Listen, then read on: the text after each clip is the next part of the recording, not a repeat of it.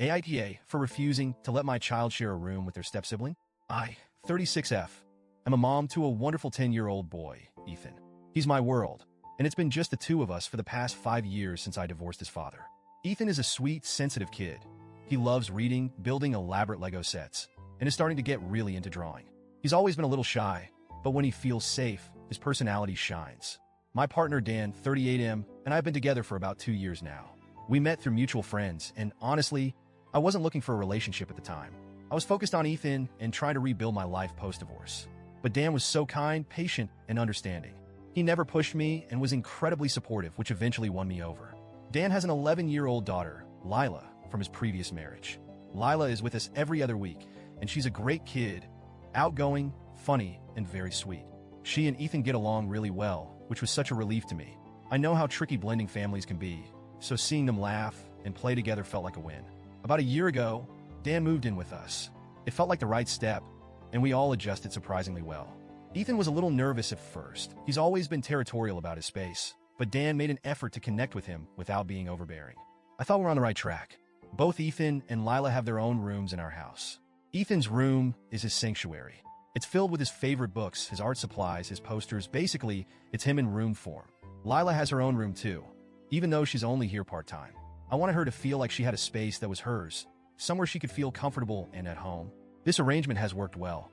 The kids have their own spaces to retreat to, which I think is so important, especially at their ages. They're both at that stage where boundaries and privacy are starting to matter. But recently, Dan brought up something that's thrown me for a loop. Dan works from home and has been using our kitchen table as his office. I know it's not ideal. He's constantly having to pack up his stuff for meals, and there's no real privacy for him when he's on calls. He's been hinting for a while that he needs a proper workspace, but I didn't realize how serious he was until he sat me down a few weeks ago. He told me he wanted to turn one of the kids' rooms into a home office. Specifically, he suggested having Ethan and Lila share a room so he could use the other as his workspace. I was honestly stunned. My first reaction was to say no flat out. The idea of asking either of the kids to give up their room felt wrong to me, especially Ethan. This house has been his home since he was born. His room is his safe space, and I know how much it means to him.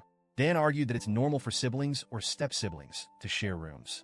He said the kids get along well, and it wouldn't be a big deal.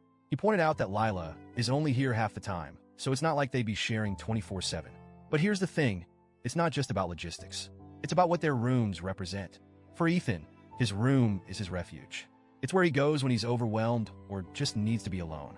Lila has her own space at her mom's house, but when she's with us, I want her to feel like she has a home here too. Asking them to share feels like taking something important away from both of them. I tried to explain this to Dan, but he got defensive. He said I was being inflexible and unwilling to compromise for the sake of our relationship. He accused me of prioritizing Ethan's needs over his, which really hurt. He even said that my refusal to budge was making him feel like an outsider in our home. I felt awful hearing that. I don't want Dan to feel excluded or unimportant. I really don't. But I also feel like it's my responsibility as a mom to protect Ethan's comfort and boundaries. To try and meet him halfway, I suggested some alternatives. I proposed setting up a small workspace in our bedroom. Our room is big enough to accommodate a desk, and while it's not ideal, I thought it was a fair compromise. I also suggested rearranging the living room to carve out a more private area for him. But Dan dismissed both ideas, saying they wouldn't work. He argued that the bedroom should be a shared space for us, not a work area, and that the living room would be too noisy and distracting. The conversation escalated, and now it's turned into a full-blown issue. Dan keeps bringing up how he's the one making all the sacrifices in our relationship. He said he moved into my house, not our house, and that he's been bending over backward to fit into a space that doesn't really feel like his. I get where he's coming from. I really do. I understand that working at the kitchen table is frustrating and that he wants to feel like he has a stake in this home. But I don't think the solution is to uproot the kids. Ethan hasn't said anything directly, but I can tell he's been listening to our conversations. He's been spending more time in his room lately, almost like he's afraid it might be taken away. That absolutely breaks my heart. The idea of him losing his safe space makes me feel like I'm failing him as a mom. Lila hasn't weighed in either, but I wonder how she'd feel about sharing a room. She's a little older than Ethan and has started wanting more privacy. I don't think she'd be thrilled about having to share a space, even if it's just part-time. Dan, on the other hand, is clearly still upset. He's been distant lately, not outright angry, but cold.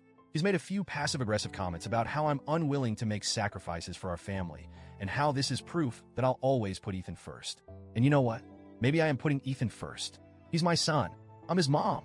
Of course, I'm going to prioritize his needs, especially when it comes to something as fundamental as his sense of security in his own home.